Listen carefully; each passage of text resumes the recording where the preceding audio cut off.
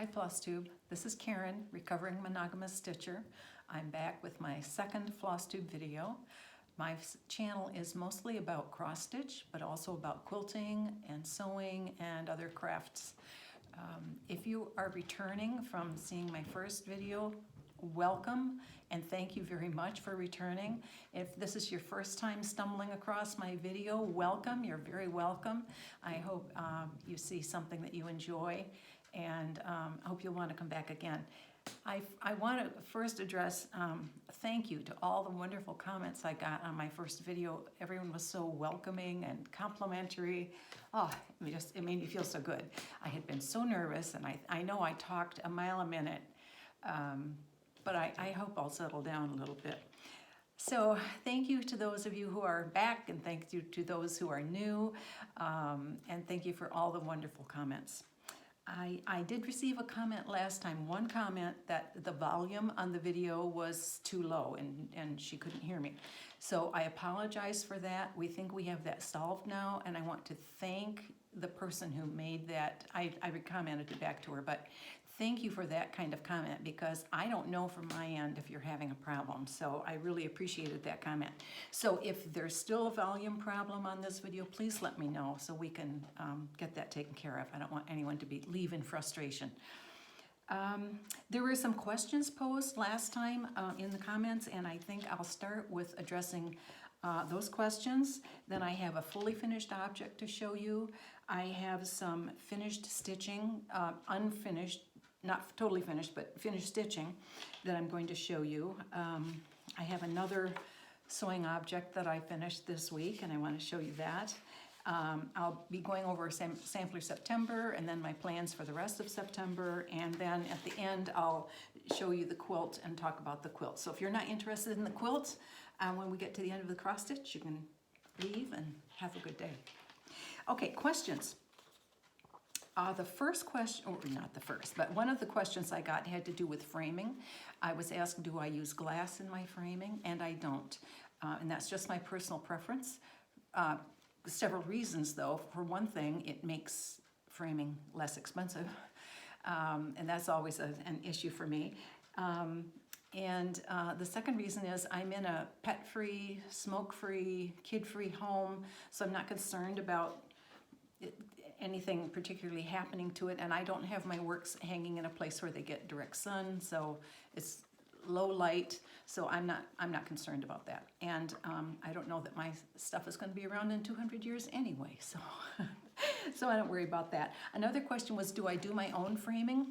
Only if I can buy a standard frame off the shelf, and if my work will fit in it, I'll do that myself. Of course, then I have a piece of glass I have to get rid of and give it to Mr. Enabler and let him take care of it. But I have taken my things to Hobby Lobby and to Michael's, and I've been very pleased with the quality of the framing. There's a person at Hobby Lobby here that I especially like working with. We're kind of simpatico, and she helps me pick out the frames, and that's worked out really nicely. So I'm not concerned about the quality of the framing. So if you have a Hobby Lobby or Michael's near you, I'm thinking that the training is probably pretty consistent across the board, and I've been very happy with that. Someone else asked me if I had ever displayed my work at the Woodlawn Needlework Show, and I'm not familiar with the Woodlawn Needlework Show. I don't know where it is or what the requirements are.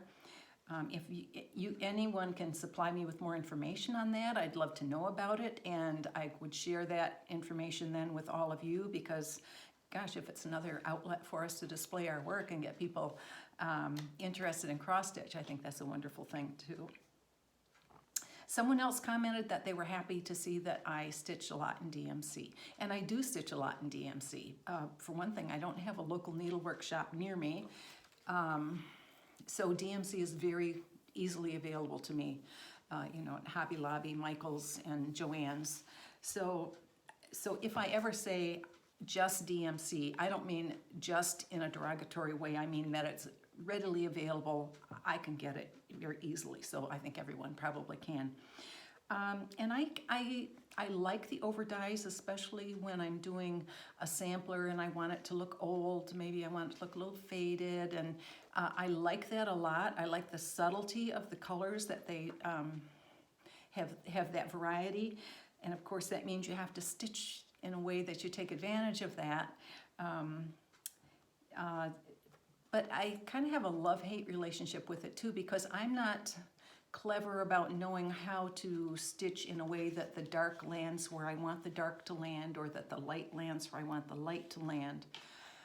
I've heard Kathy Bourne, Linen and Scraps, Molly and Kathy, say that she does that, and she, let me tell you, she's a model stitcher for Hands Across the Sea, so she's someone to see and listen to, but I don't know how to do that. So I use the over dyes, and if, you know, when I put my face 2 inches from the surface, I go, oh, I don't like the way that looks or something. But anyway, I use over dyes when I can get them. Usually if I can order something online and they have it in stock, that's great. But if they don't have what the pattern calls for, I'm at a loss. I don't know what to do. I don't know.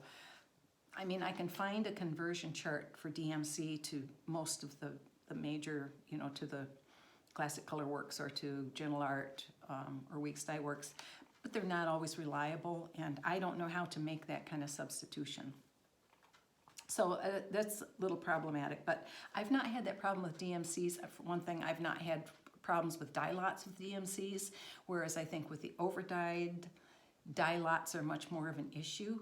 And maybe it's just because I haven't been back in stitching all that long, only 3 or 4 years. So anyway, that's my opinion. I like DMCs. I like them a lot. Someone else asked if I would show my project bags. And I didn't think about showing my project bags because I make them myself. I don't sell them. I just make them for myself, as many as I need.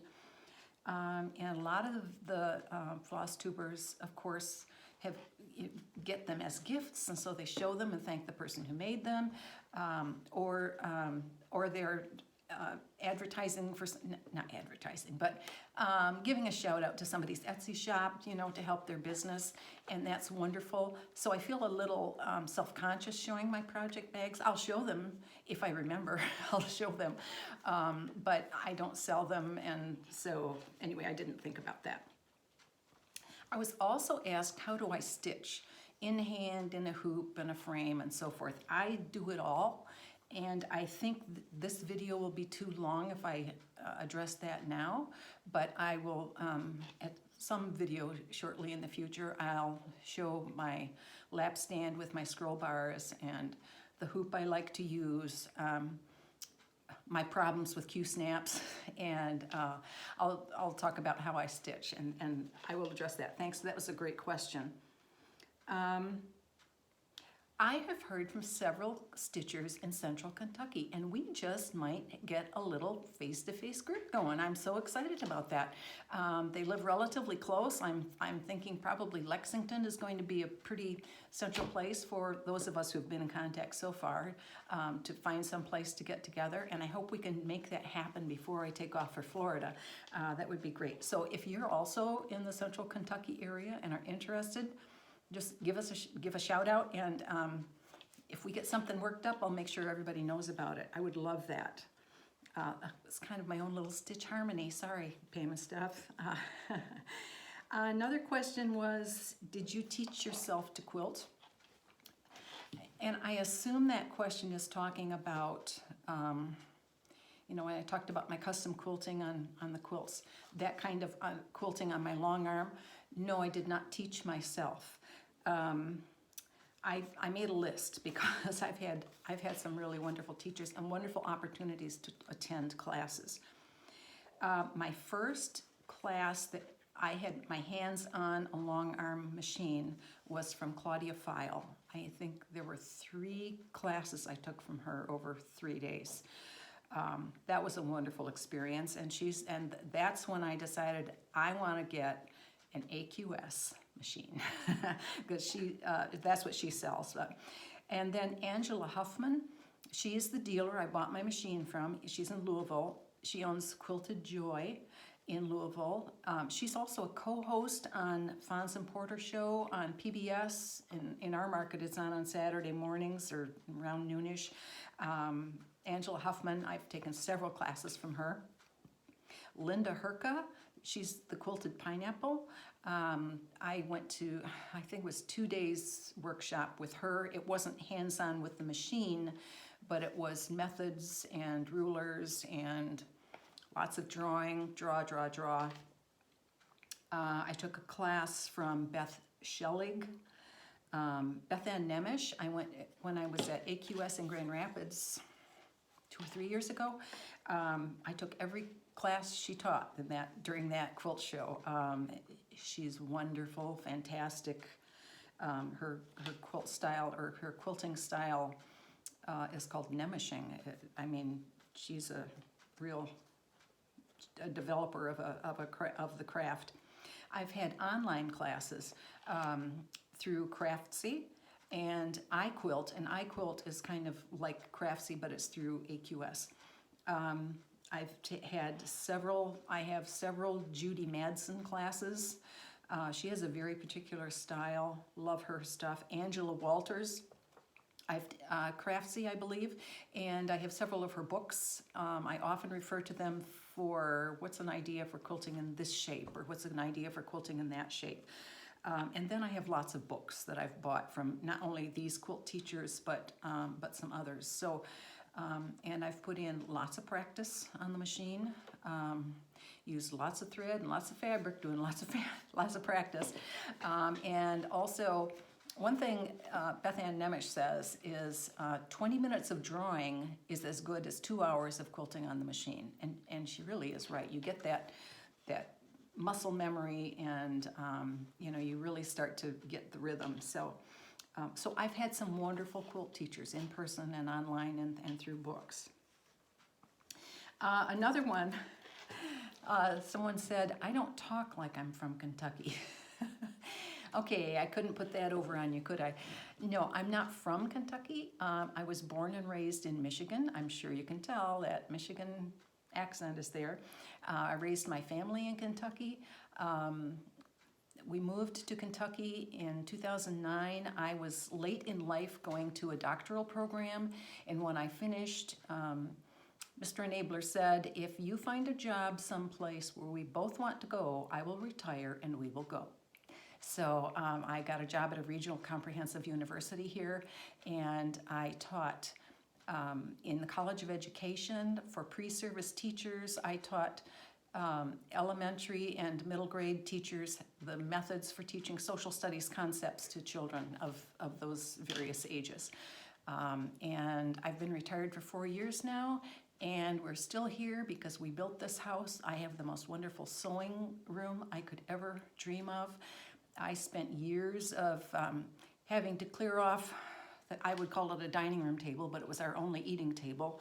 You're sewing a project and you have to clear it off because it's time to feed people. I just fed you people yesterday. You want to eat again today? That gets old really fast.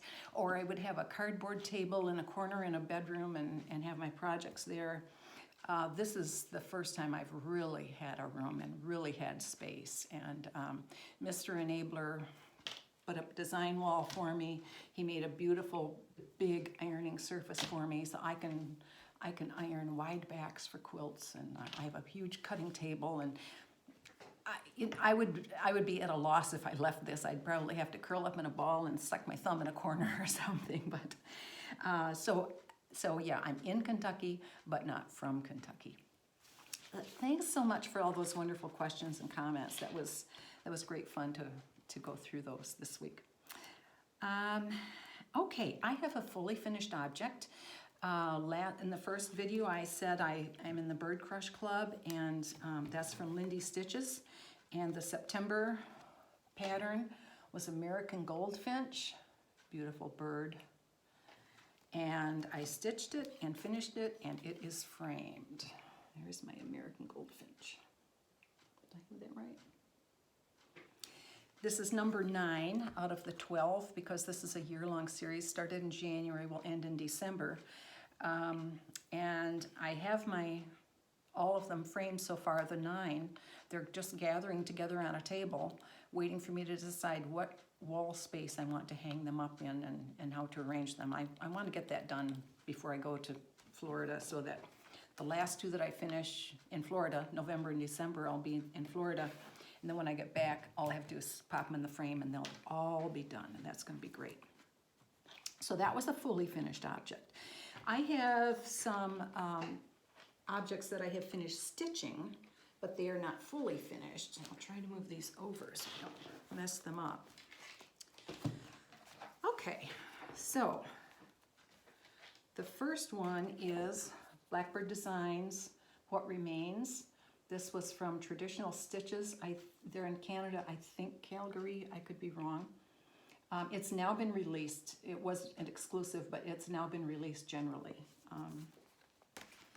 And here is my What Remains Is Love. And I've stitched this on 40 count. And all of the threads came with it, so these are all the over-dyed threads. Love that. Okay. The next one I have is Something Wicked by La-Di Da. Here's my finish. I stitched it on Havana, and I used DMC threads. And I have my book here that has my details. I could give my count. I was going to do that, and I didn't do that.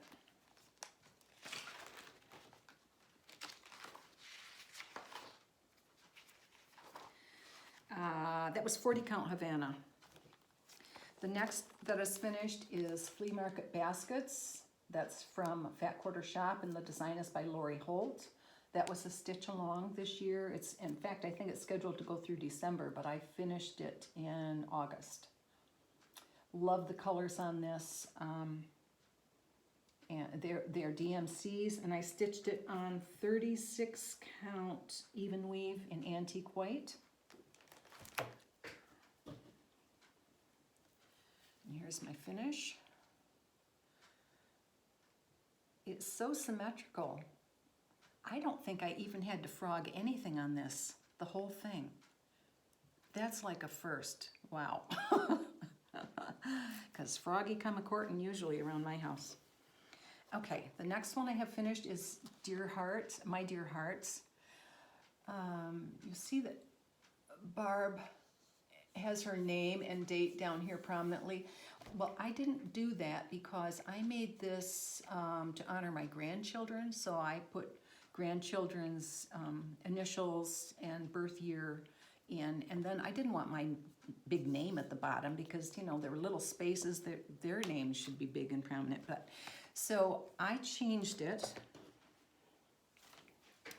and I put My Dear Hearts at the bottom, and I got the 3 in.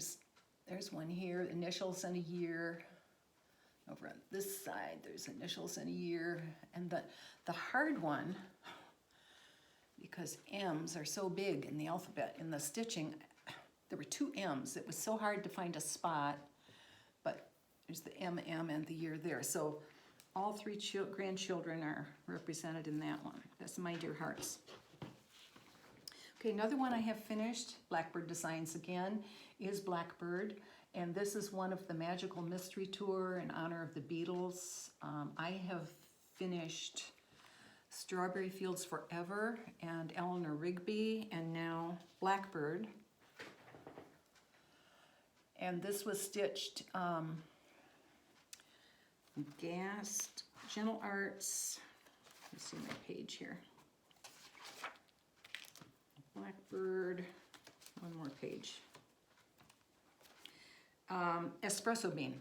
Espresso Bean. It's a beautiful, really dark brown. It kind of variegates almost to almost black and then to a little bit more brown. That's really nice. I have the other 3 that are in the series: Yellow Submarine, Octopus's Garden, and Long and Winding Road. They're in various stages of being kitted up. They're not ready to stitch yet, but I have the patterns, so I will be getting to those. The next one I have finished, another Blackbird, it's Christmas Rose. And it says Merry Christmas. Well, I have so many things that just say Merry Christmas, Merry Christmas. I wanted to change that, and I did.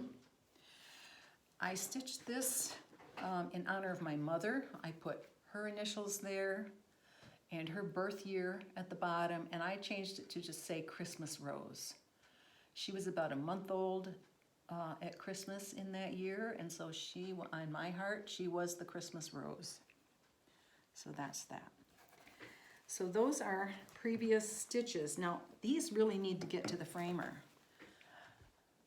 I don't want to have to mortgage the house to get these framed, though, so I don't know if I'll take them all at once or spread them out a little bit, but anyway. Okay, and I keep track of my projects in this book from Fat Quarter Shop. I love this. I use my book of days to write down what I did each day. So that at the month I know, okay, I planned 3 days for such and such. Did I do 3 days? And I can see how many days I did. And in general, it shows me what I'm doing, or did I make a project bag on that day, or what did I do? But that doesn't have the details, especially if you start putting stickers in. You don't have room for all those details. But this book, I keep all the, the fabric count, the color, and whatever flosses I used. And I love that, I do it so that they're in order. So the very first, this ends up being like a table of contents. And what I do, I know exactly how many whips I have because I put them in the order that I've started them. And when they're done, I put the finish date. So if there's no finish date, that's a whip. So I look back here, and I can see my oldest whip here, Elizabeth Isles, because there's no finish date on it. And of course that was for Laura's birthday start. So, so that becomes my oldest whip. And then when I lay out my month, my oldest whip is always my focus piece. I'm sorry, I've got a frog in my throat. So my oldest whip is always my focus piece, and in a month, I give it a full 7 days stitching, and if it's not done at the end of that month, it remains the focus piece in the next month, and that's how I get through. I made really good progress doing that system last year, and I was really pleased. I came into 2022 with 10 whips, and all of them are finished at this point. And I have more whips now, of course, because I've had new starts. But anyway, so I use both of these. This is my detail book for each project, and this is my overall plan for how I'm going to spend my time during the month and get through my work.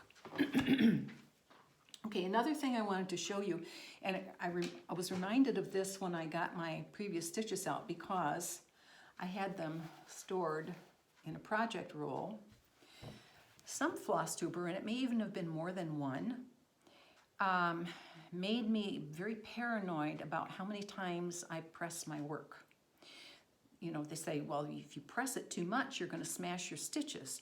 And that's part of what I like about not having glass. I see the texture of the stitches. Even though I have a white fluffy towel that's reserved only for my pressing of my work, and I put my work stitch side down and press. I don't iron.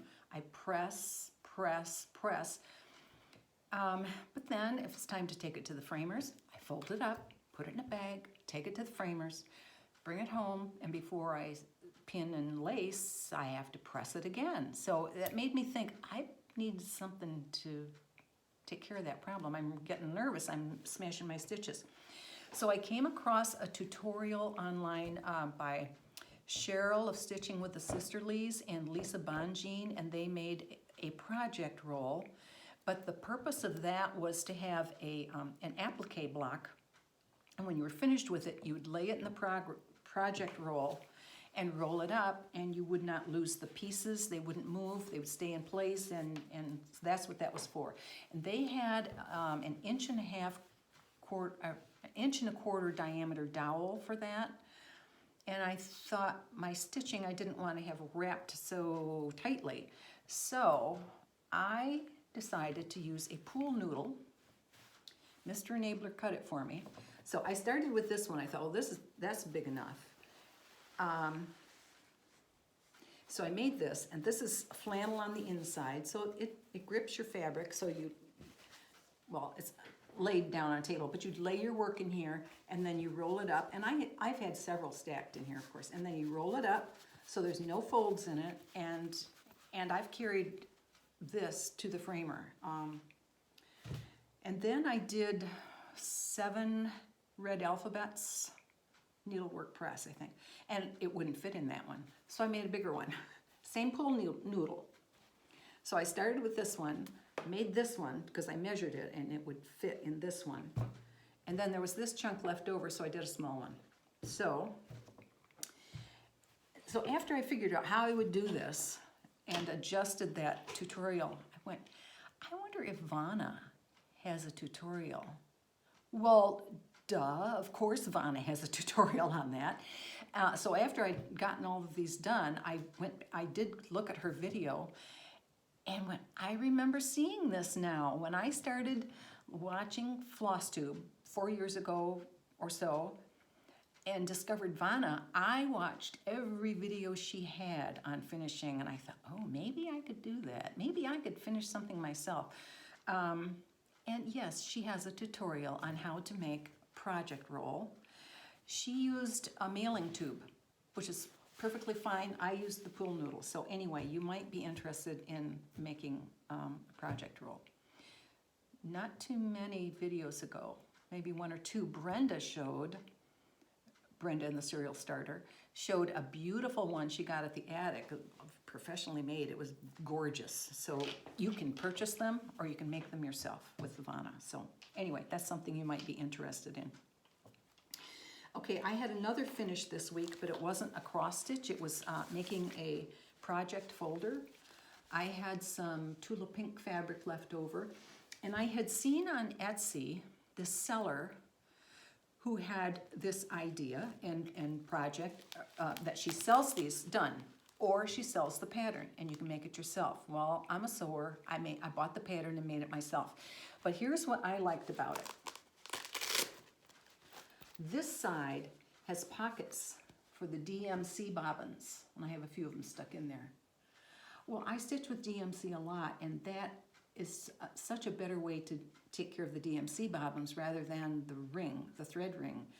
Thread ring works fine for the overdyes that are already hanging on a card, but I've not gone to having my DMC cut to all 18-inch lengths and doing the floss drops, because sometimes I'm stitching with 2 threads, and 18 inches, if I'm doing 2 threads and a loop start, that is way too short. So I don't want to have them all cut up. So I love this idea. So I bought the pattern. This side has a slip pocket and it has a vinyl front pocket. And then this side is the DMCs. Now when you buy it, you can choose to have it like this with the bobbin pockets or the pocket, or you can choose to buy it with 2 pockets. If you're not a bobbinator, you wouldn't be interested in this, but this is why I bought this. So I love this, and I'm going to make, now that I know how to do those pockets, I'm going to do some smaller ones that I can slip in the project bags I already have made, not have it in a folio like this, but this is beautiful. So anyway, I bought the pattern from Tiger Lily Designs. You can freeze that. And when you buy the pattern, it's PDF, there is a link exclusively for people who buy the pattern to go to a tutorial video that she has prepared, and you follow it through, and the instructions are wonderful too, but it helps to watch the video. So I highly recommend it. The pattern was, I think, maybe $12. I don't remember how much the folios were, but for the sewing that went into it and her impeccable work, I think they're very reasonably priced.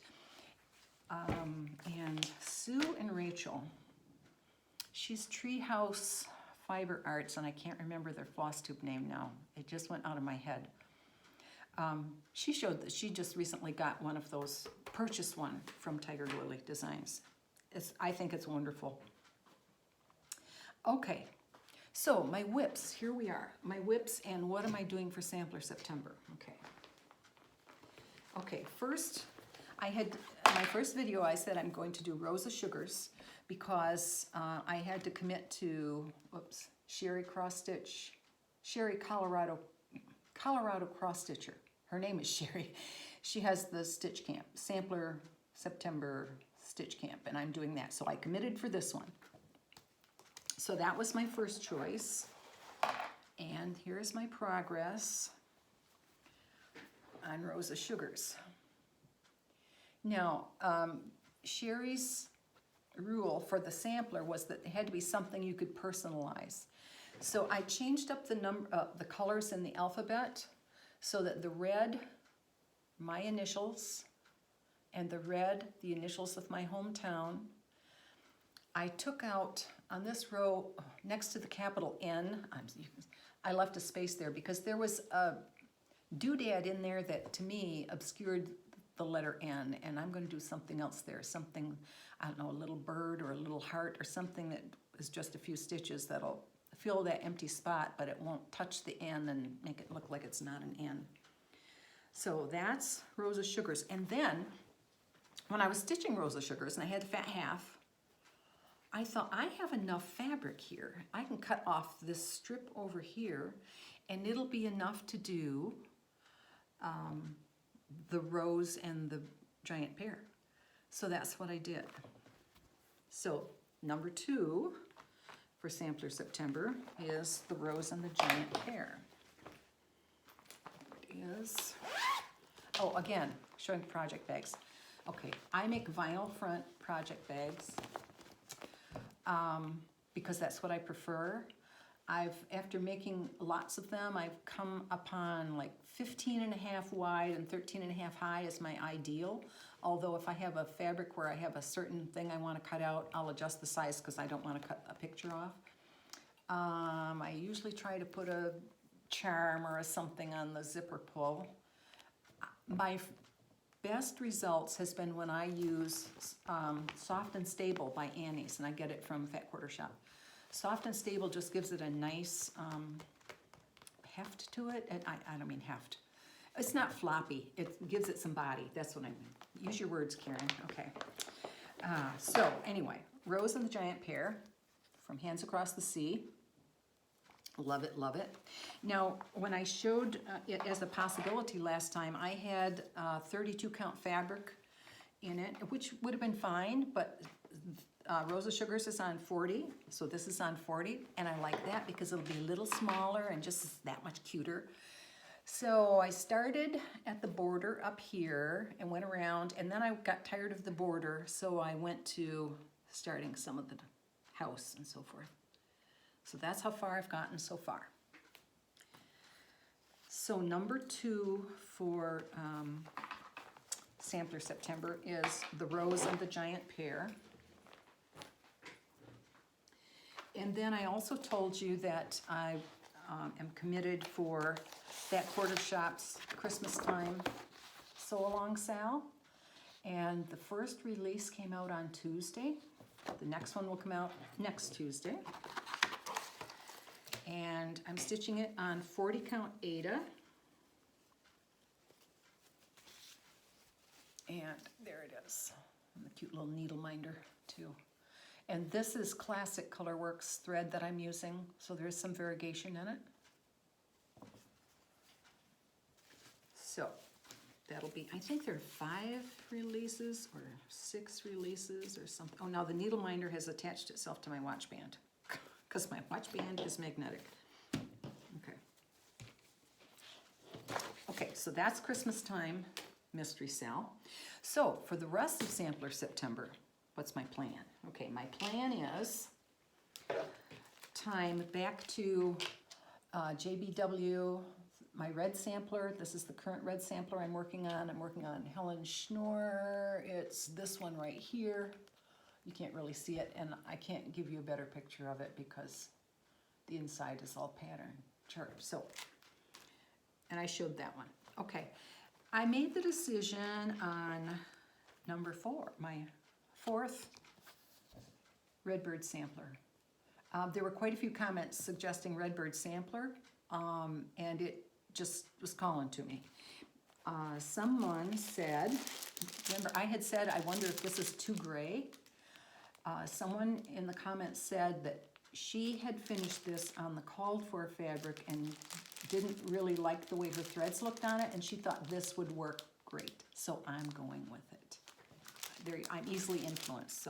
So this is, I'm going to start this today. And that'll be the 4th. Rose Ada Featherstone is the other one I had already started. It's not a new start. Rose Ada Featherstone was my birthday start.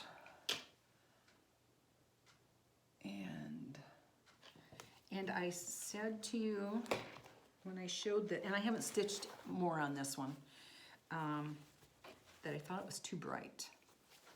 And mumbled about maybe doing a coffee tea dye after I was done. And I had a couple comments that said, yes, you can do that when you're done. It can be done. So I'm going to be brave and do it. And if I'm not happy with it, it's not like I can't stitch it again. I have the pattern and I can do it. So anyway, I'm going to do that. I just think it needs to be toned down. So that's my sampler September. Those plans will take me through to the end of September. Okay, and I have a question, and it has to do with overdyes. Not overdyes, but selecting colors. My question is, do you stick with the called for colors in the pattern, or do you choose your own colors? And if you do that, how do you do that? I mean, is that something that you're born with? Because I don't learn that very well. Anytime I've tried to switch out a thread because I couldn't get the called for, and I go by called for, it's been sometimes okay, and sometimes going, oh, that's not quite right. It's a red, why doesn't it work? And I don't know. So here's why I thought of this, because Fat Quarter Shop has NPI silks on sale, 30% off until September 30th. I wanted to try NPI silks.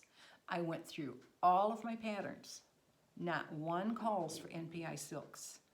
So if I'm looking at a computer screen, I have no idea what I might want to get. I have not found a conversion. So tell me, do you pick your own colors? And if you do, how do you do it?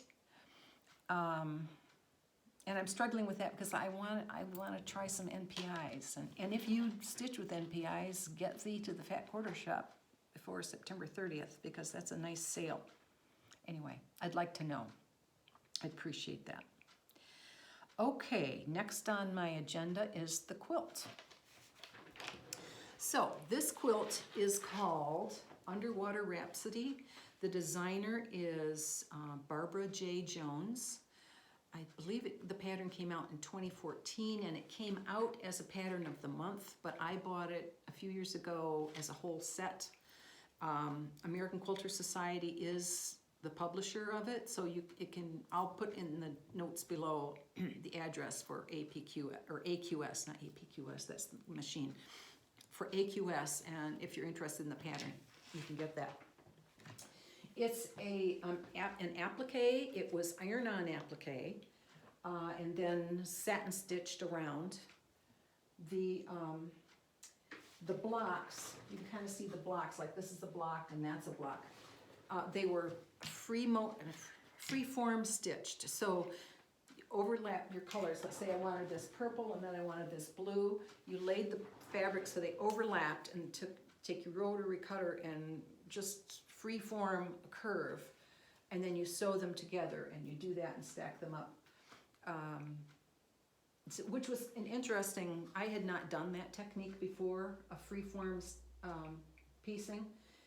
And in general, the darker, cooler colors are at the bottom, and then as the water goes closer to the top, it's lighter and warmer and so forth. And then in the, I got some little baubles at Joann's and attached those as bubbles coming out of the fish's mouths.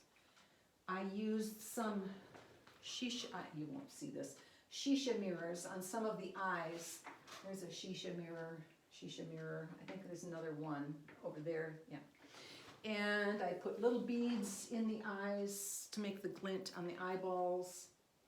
And my free motion quilting was pretty much just like to indicate undulating water, except I did hide some motifs in there. I have a jellyfish, I have a squid, I put a stingray, a dragonfly, and a starfish. So this was shown at Daytona and Branson this year, and it did not go to Paducah. Here's the reasoning, I think, is because you would think that each of these shows have the same categories and the same requirements, and they don't. They're different. So this was definitely not a bed quilt, it was a wall quilt, but the different rules it didn't seem to fit in categories for Paducah other than Quilter's Choice, which frankly is miscellaneous. Well, every show has only so much space, so much hanging space for quilts, and so you have to be juried in through photography first, and then you send it to be judged. But so it was at Daytona and Branson, but not Paducah. And here was the problem. At the end of Branson, I was not yet back in Kentucky. We were still in Florida. So I had to, as soon as I knew it was not going to Paducah, I had to contact AQS and make sure they knew, okay, it has to be returned to my address in Florida, not to Kentucky. Okay, fine, they got it. So the quilt show is done. Gosh, day after day, I'd see the UPS go by and never stop. Where's my quilt? I'm sure it was a couple weeks. I was getting really nervous. So where is my quilt? Has my quilt been lost? So I called AQS. They said, we'll have to track this down. And it turns out that when it went to shipping department, they used the membership address, and so they shipped it to Kentucky, and I was in Florida. So again, where's my quilt? So contacted UPS here in Kentucky, and they said, yes, we have it. And when will you be back? Okay, I'll put a note on it, we'll hold it. So it was at the UPS store for well over a month. It was there. So this poor thing was crammed in a box for well over a month. A lot of it has hung out since it came back. When I hang it in the closet, I don't like hard folds on the quilt. I kind of, roll them. I have pants hangers that I hang them on. I don't have them laying on top of each other, so they're being pressed down and in. So it's looking pretty good now. So that's the quilt for this time. I plan to be back in 2 weeks. I'll review Sampler September, show you what I've gotten done. I think it's the 29th that I'll plan to tape again. And I'll have some previous Halloween finishes to show. And talk about future plans, and I think that's it for this video. I hope you stuck around to the end and found something that was interesting. I would love your comments about the volume, anything technical about the video, comments about picking threads, or how do I know what NPI silk I want, or anyway, I appreciate all the comments. Thank you so much. Hope to see you next time. Have a good day. Bye-bye.